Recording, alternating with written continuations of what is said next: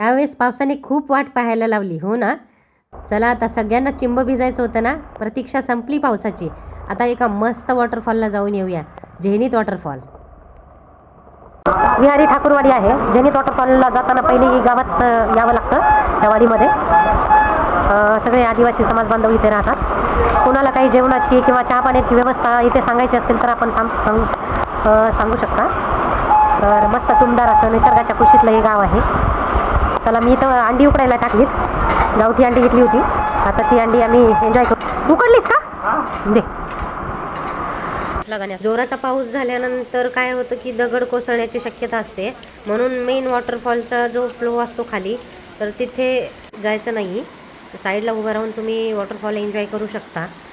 अचानक पाणी वाढतं. वर पाणी जास्त झालं की खालच्या ओढ्याला एकदम पाणी जास्त येतं. त्याच्यामुळे ओढा क्रॉस करताना ओढ्यामध्ये जास्त वेळ थांबायचं नाही. पटकन क्रॉस करायचं.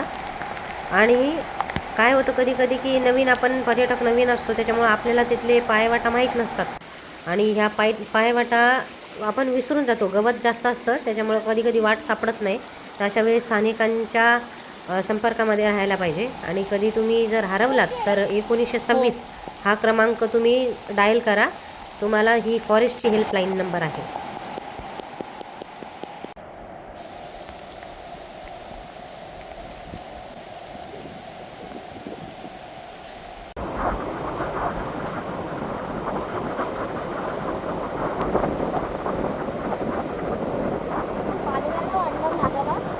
वाढणार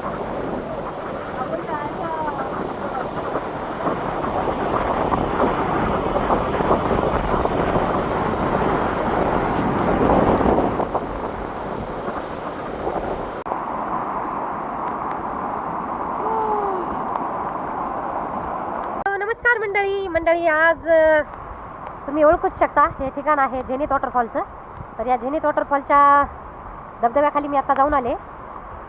खोपोलीमध्ये 2 दिवस झालं चांगला पाऊस पडतोय. त्याच्यामुळं वॉटरफॉलला भरपूर पाण्याची तीव्रता जी आहे ती वाढलेली आहे. तरी येताना ही 2 नदी ज्या लागतात वाटेमध्ये त्या क्रॉस करताना काळजी घ्यावा. म्हणजे येताना असं थोडंसं क्रॉसमधून यायला पाहिजे.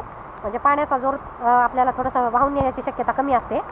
आणि दुसरी गोष्ट की आपण जे नेहमी येतात ते मठाच्या तिकडून येतात. म्हणजे दत्त महाराजांचा जो मठ आहे त्यांच्या तिकडून येतात. तर तिथला जो रस्ता आहे तो ढासळलेला आहे.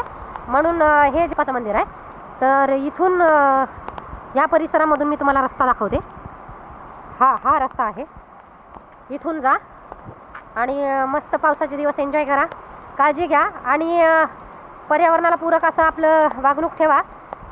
एवढ्या सुंदर निसर्गामध्ये आल्यानंतर पण चिप्सचे किंवा पॉलिथिन बॅग्स असे म्हणजे जो अविघटनशील कचरा आहे तो निसर्गामध्ये फेकून जाता कामा नये. तर निसर्गाची काळजी घ्या तरच निसर्ग आपली काळजी घेईल. चला तुम्हाला दाखवते बाकीचं चित्रण. तुम्ही माझ्या व्हिडिओमध्ये पाहू शकता.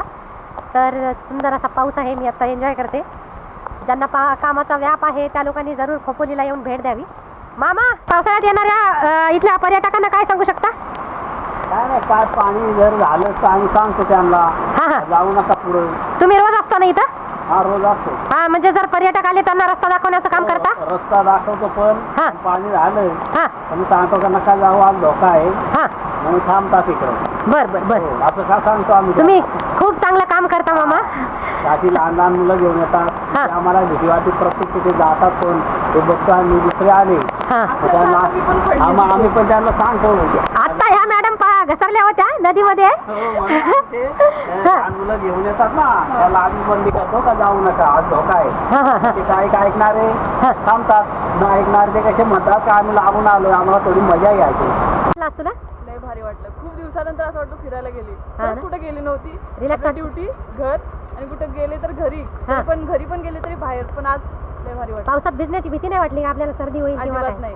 नाही चालेल. चल मस्त पाऊस पडतोय आणि गरम गरम वाडीमध्ये आता समोसे आलेले आहेत आणि ही मस्त चटणी आहे. आम्ही आता मस्त एन्जॉय करतोय. चला निसर्गातील अशी विविध ठिकाणं पाहण्यासाठी माझ्या चॅनलला सबस्क्राईब करा. Stay tune with me. Bye.